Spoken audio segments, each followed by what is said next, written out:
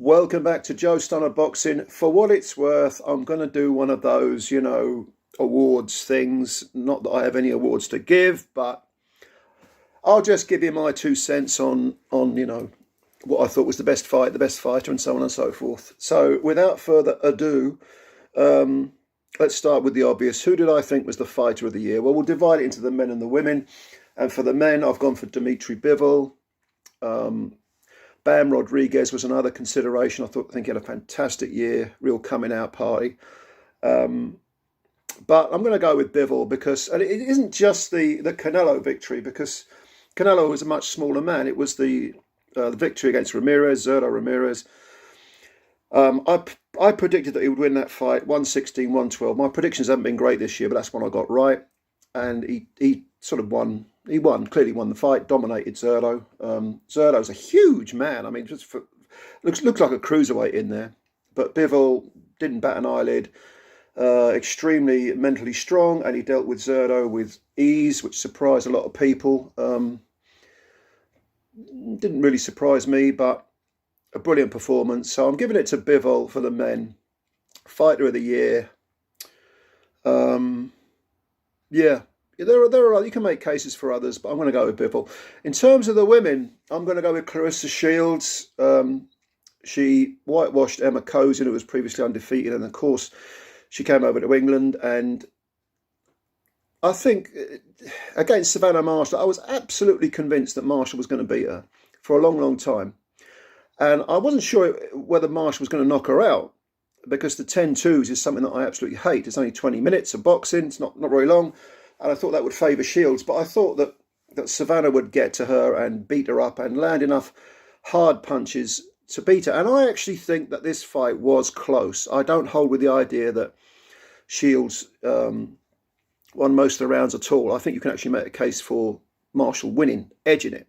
Very, very close fight, in my opinion. But Shields got the verdict, unanimous. No argument. I'm not arguing. I'm not going to whine about it. Even I'm a big Savannah Marshall fan. I predicted that she would win.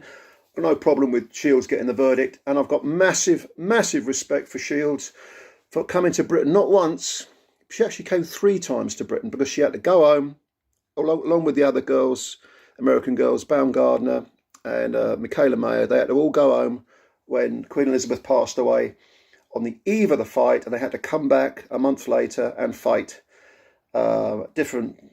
Different schedule. I mean, for a woman to come, for any fights to go through that and to come over here and to take on the toughest, biggest, most intimidating challenge of her career and to go home with the win, Claressa Shields, you made a believer out of me, because I had always thought Shields was somewhat overrated. Not that she was a bad fighter. I always thought that all this, greatest woman of all time cobblers was no. And I can still make a case for other women being better than her, but she's achieved the most of any woman in boxing.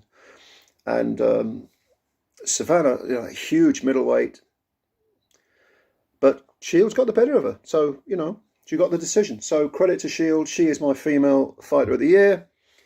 Fight of the year, again, I'll divide this into male and female.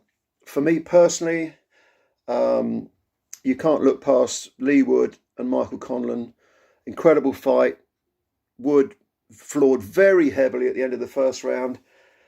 Came back, was losing for most of the fight, edging closer, and in the championship rounds, in the last round, he eventually caught up with Michael Conlan and knocked him out. Not just knocked him out, but knocked him out of the ring. Incredible fight, high drama, high octane, big output from both guys, a ton of guts, a bucket of guts from both men. A deserved fight of the year. There were other good ones, but this, I think, is the one I just can't get out of my head. I think it's a great, great fight. In terms of the females, best women's fight of the year, without question, Katie Taylor and Amanda Serrano. Taylor virtually knocked out in the 5th round, or damn close to it. It's just as well they weren't 3-minute rounds, because I'm not convinced she'd have got out of that 5th round. But she came back into it, boxed well, and outpointed Serrano. I thought she did win the fight. I thought Serrano seemed to take her foot off the gas a bit, or perhaps having hurt Taylor in the 5th round, thought, I don't really need to do much more. You know, I've got my power and my heavy hands are going to get her eventually at some point. Next thing you know, the fight's over and you've lost. Very common mistake that fighters make, but exciting fight, big event in Madison Square Garden, propelled women's boxing forward marvelously. Just a great event and a great fight. And you know, had it not been for Shields beating Savannah Marshall, I would have picked Katie for female fighter of the year, but no. She'll have to make do with being in the best women's fight of the year. And well done, Katie. And well done to Amanda Serrano as well. Great, great fight. I would say that performance of the year. Well, I'm going to go with the first fight between Inoue and Donaire. Inoue's performance against Donaire, which to me was just about as flawless gets. Because he smashed right through a guy who'd broken his jaw, broken his eye socket, and taken him 12 rounds in their first fight. And Inoue just crushed right through him. It was like a truck hitting a pedestrian. And the way he finished him, I mean, that the way with knockouts, we tend to remember the single punch knockouts, but some knockouts are things of beauty because of the combination punching. And the way that Inoue finished Donaire in that second round, trapped him on the ropes, and then there was it 4, 5, 6 punch combination? I can't remember offhand. Certainly to the body and head, as Inoue always does, which is one of the many things I love about Inoue. And he knocked out a Hall of Famer who admittedly was knocking on a bit, but had shown no signs of old age leading up to the rematch. And Inoue just smashed right through him. So, and of course, he floored him in the first round, finished him in the second. It's got to be Inoue. That performance was brilliant, absolutely brilliant. Massive respect to Inoue. And Donaire himself, a great fighter. But we are, you know, sometimes you're on the receiving end of it. I suppose if you wait around long enough, you will be at some point. They all get beaten at some point if they hang around long enough. Round of the year, I was thinking about this. I just couldn't pick one. But so in the end, I thought, well, I'll go for the final round of the trilogy fight between Estrada and Chocolatito, because I'll go for the 12th round. Because from what I remember, without watching it back, it summed up the whole fight, which is that it was incredibly competitive, incredibly skillful. Again, guts by the skipful, beautiful technique. They were just... There wasn't a second of that fight where both men weren't trying to win. It was a total meeting of brilliant talents, and I mean, massive respect to both those guys. And I thought Estrada won the fight. He got a majority decision, but I still think Chocolatito won the first 2 fights and not just the first. But you know, I'm not going to quibble. Both brilliant fighters, both going into the Hall of Fame. And that 12th round, I think, summed up their fight, which was, again, you can make a case for that being fight of the year. Or maybe performance of the year for both those guys, you know. Getting back to performance of the year, actually, I think Bam Rodriguez against Sor Rungvisai, that was another one that deserves an honourable mention. I'll stick with Inoue smashing up Donaire in the rematch, but Bam. Talking of Bam, let's get on to Bam, shall we? Breakout fighter of the year, Bam Rodriguez, all over. I mean, brilliant performances. When he beat Cuadras, I was sort of not sceptical. I thought, okay, you know, he came in late and as a replacement fighter. Cuadras maybe didn't adapt, maybe underrated the kid, you know, and Bam at the time was only 21, won the title, but smashed up Sor Rungvisai, who no one thought would... I mean, I thought maybe Bam might outpoint him, but to dominate him and knock him out in 6 rounds, I would never have seen that coming. So, breakout... I mean, he's actually given up the belt, hasn't he, and gone back down to flyweight from superfly. So I don't see any reason why he can't be a multi-weight world champ. He's only a kid. It's amazing. Definitely the breakout star of the year. I think so anyway. KO of the year, I'm going to go with Crawford knocking out Avanesyan, which happened only a couple of weeks ago. I know a lot of people will say, well, Conlon getting chinned by Wood was KO of the year because it was... But it was against a guy who was, you know, sagging a bit. It'd been a hard 12 rounds. I wouldn't say the writing was on the wall, but Conlan suffered a knockdown, didn't he? Was it the end of the 11th or yeah? And of course he was a fatigued fighter, and so Wood, God bless him. I mean, he'd shipped God knows how much punishment for him to actually continue going for that knockout right to the death. It was an amazing scene, but yeah, that was a great knockout. But I'm still going to go for Crawford knocking out Avanesyan because I just love Crawford. Watching Crawford, his technique is so beautiful.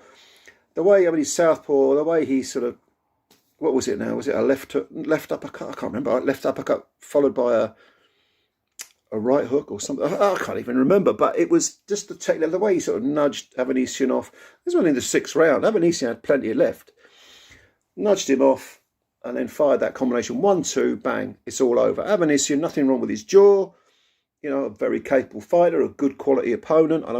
He may not have been the most well-known opponent. And yes, there was an element of disappointment because we all wanted to see Crawford in with Spence. But this was a worthy challenger. And, you know, he tried to win. He came to try to win. He was trying to put it on Spence early on. He was doing what he possibly could. And he just got zapped with one punch. That's a knockout of the year for me. No question about it, you know. Although, as I said earlier, some knockouts, they're combination knockouts, like Inoue knocking out Donaire in the 2nd round of their rematch. You know, yeah, you could argue that was the knockout of the year because of the sheer technique of it. But for pure, picturesque, highlight reel stuff, Crawford knocking out an Avanesyan, for me, that's got to be the one. Breakout fighter of the year, as I mentioned, you know, Bam Rodriguez for me, as far as the men are concerned. But females, I think Nina Hughes' victory over Jamie Mitchell, previously undefeated Jamie Mitchell, has been overlooked. And Nina herself is undefeated. But that's just slid right under the radar. And I think Nina deserves a lot of credit for that. Very much a breakout star. I mean, she got a lot of press because she was a good amateur and everything, but to go abroad and beat Jamie, and I think I rate Jamie quite highly, and I do. But for Nina to go and outpoint her abroad, I think that's a very big, very, very big achievement and shouldn't be overlooked and has been overlooked. Prospects, if we're talking about Britain, I'd say Adam Azim, definitely. Most recently seen destroying Ryland Charlton.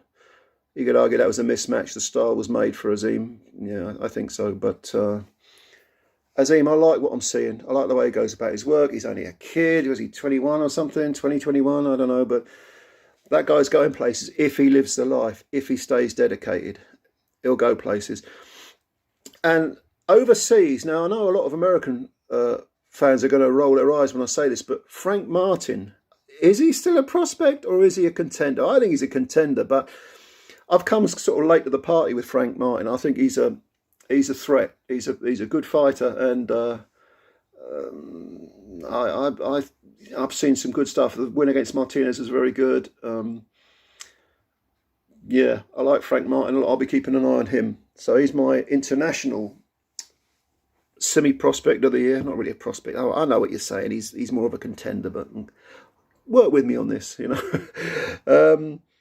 And upset of the year. So for me, it's got to be Jay Opetaia beating Marius Briedis. I knew virtually nothing about Opetaia going into that fight. Australian fans, New Zealand fans, well, you probably did know something about Opetaia, but I was very, very impressed. The fact that he had his jaw busted in a couple of places and gutted it out against a very, very good champion in Briedis. Can't argue with that. That's the upset of the year for me. And had to take the rest of the year off because of the injury. But yeah, a worthy champ, I think. It'd be interesting to see if Briedis can come back as well, and how much that damage to the jaw has taken out of Opetaia. Opetaia is not an old man, but injuries like that. I mean, a break of 2 places in the jaw is, and the X-rays look grim, didn't they? You see those X-rays?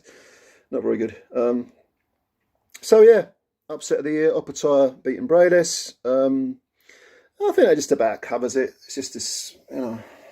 What do you think? Who's your fighter of the year? Your knockout? You know, give me your opinion. Give me your opinions. Just leave them down below in the comment section. And yeah, maybe I've missed something out. Maybe I'll read some of your comments and think, oh, I forgot about that. That's the beauty of these things. Anyway, comments below, subscribe, like the video, and here's to 2023. We've got plenty of fights to come, and let's hope that we get more fights actually happening than are cancelled, than are avoided. And please, please, please, boxing gods, no more PEDs, please. See you later. Bye for now.